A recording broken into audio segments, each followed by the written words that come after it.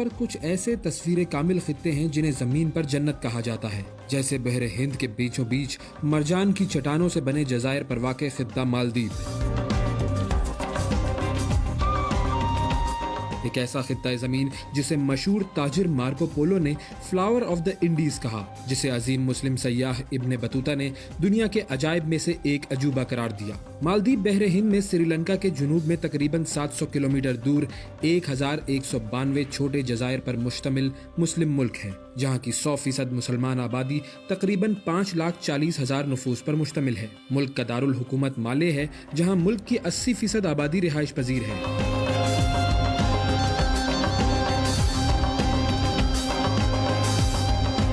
دھویہی یا مالدیوی مالدیپ کی قومی زبان ہے۔ مالدیپ کا کل رقبہ 298 مربع کلومیٹر ہے۔ مالدیپ رقبے اور آبادی کے لحاظ سے ایشیا اور پوری دنیا کے اسلامی ممالک میں سب سے چھوٹا اسلامی ملک ہے۔ کہا جاتا ہے کہ مالدیپ کے جزائر کو سب سے پہلے ہندوستان سے یہاں وطن بدر کیے گئے ایک شہزادے نے آباد کیا۔ ہندوستان کی سلطنت کلنگا، موجودہ تامل ناڈو کے بادشاہ نے غصے میں اپنے بیٹے کو مالدیپ، جو اس زمانے میں دھیوا ماری کے نام سے جانا جاتا تھا، بھیج دیا۔ 269 سال قبل از مسیح میں شہزادے نے آدتیہ سلطنت قائم کی۔ یہاں مالدیپی جزائر کے تمام باشندے 12ویں صدی عیسوی میں افریقہ سے آئے عرب صوفی بزرگ ابو برکت یوسف بربر کے ہاتھ پر مشرف باسلام ہوئے، جبکہ کچھ مورخین کے مطابق تبریز سے آئے بزرگ یوسف تبریزی نے مالدیپ میں اسلام کی اشاعت کی۔ اسے مالدیپ کے لوگ روحانی انقلاب کے نام سے یاد کرتے ہیں۔ اس زمانے میں ایسی فضا چلی کہ مالدیپ کا بدھ بادشاہ دوئمی بھی مسلمان ہو گیا اور اپنا نام تبدیل کر کے سلطان محمد عادل رکھ لیا۔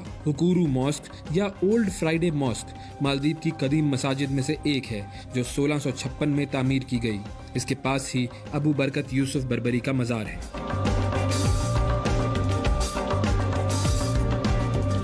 اسلام سے آشنا ہونے کے بعد 1558 میں مالدیپ پر پرتگالیوں کا قبضہ ہو گیا۔ 1654 میں یہاں ڈچ غالب آ گئے، جبکہ 1887 میں مالدیپ برطانیہ کی کالونی بن گیا۔ 1965 میں مالدیپ نے برطانیہ سے آزادی حاصل کی، جس کے بعد 1968 میں ملک جمہوریہ مالدیپ بن گیا۔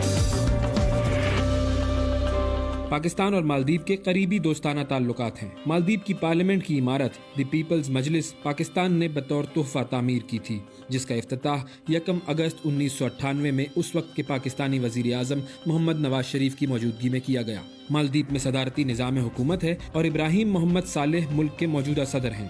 مالدیپ کے بارے میں کچھ دلچسپ باتیں جانتے ہیں۔ مالدیپ میں مسلمانوں کے علاوہ کسی دوسرے مذہب کے افراد کو شہریت نہیں دی جاتی۔ دنیا کی پہلی under water cabinet meeting Maldives میں ہوئی تھی۔ مالدیپ کے صدر محمد نشید نے اکتوبر 2009 میں اپنی کیبنٹ میٹنگ سمندر کی تہہ میں بلائی تھی۔